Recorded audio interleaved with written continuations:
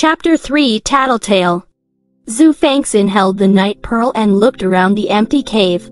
Even now, she had yet to recover from her daze.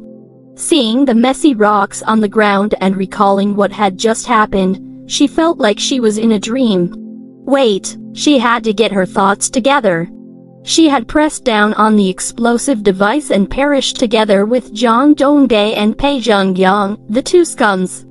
Then, she transmigrated here and became the granddaughter of the Duke of the Nanling Empire, Xue Fanxin. Later, she went to the cave to escape the rain and sat on a large rock. Afterward, the huge rock suddenly exploded.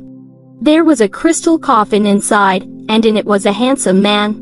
The handsome man was called Jiushang. He could heal her injuries with a wave of his fingers. Then, he left behind some mysterious warning and a night pearl before disappearing without a trace. The crystal coffin disappeared with him. Apart from the shattered rocks, there was no trace of the crystal coffin in the cave. Is this really not a dream?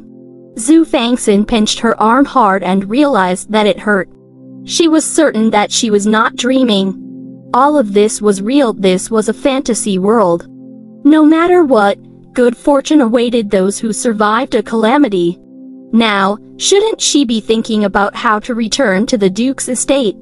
After Xue Fanxin sorted out her thoughts, she realized that the rain had stopped outside. She could vaguely hear someone calling out her name. Little Xiner, where are you? Little Xiner. Were they looking for her?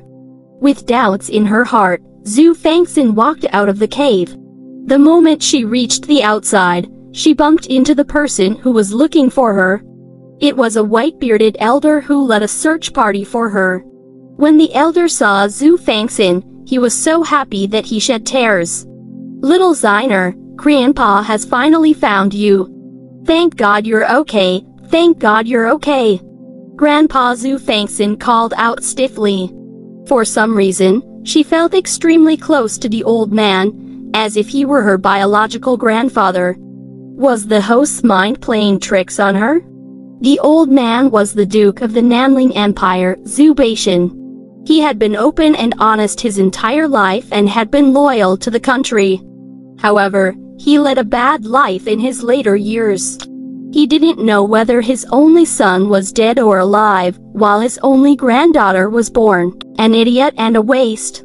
Zubation was constantly worried for this child. However, the Emperor of the Nanling Empire was afraid of Zubation and always targeted him secretly. Silly child, why have you come here alone? What a mess. You can't do this in the future, okay? Zubation stroked Xue Fanxin's head dotingly. No matter how stupid or useless this granddaughter was, she was still his biological granddaughter. Grandpa, it was cousin who asked me to come here and pushed me down the cliff. Fortunately, I was hooked by the tree vines on the cliff and slowly climbed down. That's why I didn't die. Grandpa, why must cousin treat me like this? Did I do something that made cousin angry? Cousin said that I was useless and shouldn't live to waste food. Grandpa, is that right? Xue Fanxin took advantage of this opportunity to tell the truth, adding oil to the fire and fanning the flames. She sounded terribly aggrieved. The host was not smart. She did not know how to express her grievances and had suffered a lot in the past. Now that she had taken the host's body, some people would be unlucky. Li Yaoyao would be the first to bear the brunt. Zubation didn't care if Xue Fanxin was telling the truth. When he found out that Li Yaoyao had attempted to murder his granddaughter, he was so angry that he couldn't stay calm. He scolded angrily, "How dare she harm you?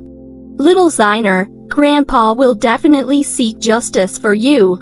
When we get back, he'll tell that Li Yaoyao to get lost from the Duke's estate. He would not let anyone get away with hurting his granddaughter, not even the Emperor."